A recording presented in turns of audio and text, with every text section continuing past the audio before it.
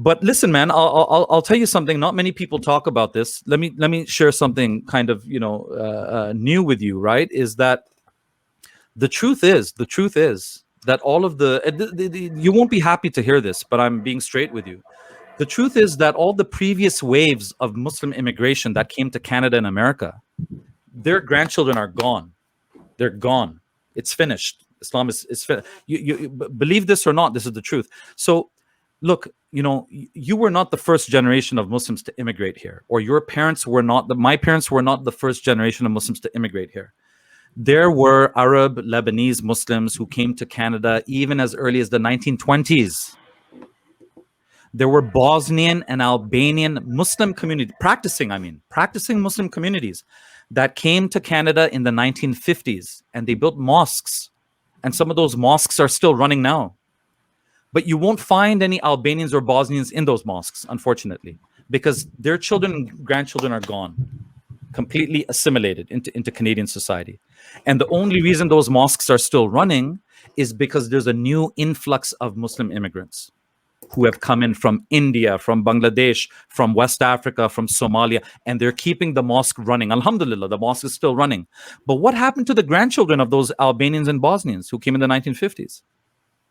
You can't tell me they weren't practicing because they built mosques, right? In Edmonton, this is not so far from you guys, I guess. It's West Canada in Alberta, right? The oldest mosque in Canada is in Edmonton. It was built in the 1920s. So now when you go into that mosque today, wouldn't you expect to see a whole bunch of third generation Canadian Muslims who are the grandchildren of those Lebanese and Syrians who came? But you won't see them. So let that be a warning for us, right? Let that be a warning for us that the previous generations, the previous waves of Muslim immigrants that came, generally speaking, their grandchildren did not remain within Islam. They became completely assimilated. Now I don't want to sound completely pessimistic. We have a few advantages going for us. One is we have modern connections, like we have modern social media connections, right? Air travel has become cheaper than ever before. It's not so difficult to visit back to Egypt every year. It's not so difficult for those who can afford to. They can go to Umrah every few years.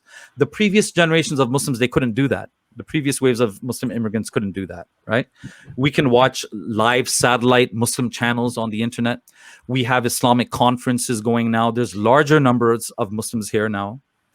And another advantage that some of us have, I'm not sure what all of your backgrounds are, but for those of us who are from an Asian or African background, right, which is most of the Muslims who are coming now, the dark skin might actually help as well too.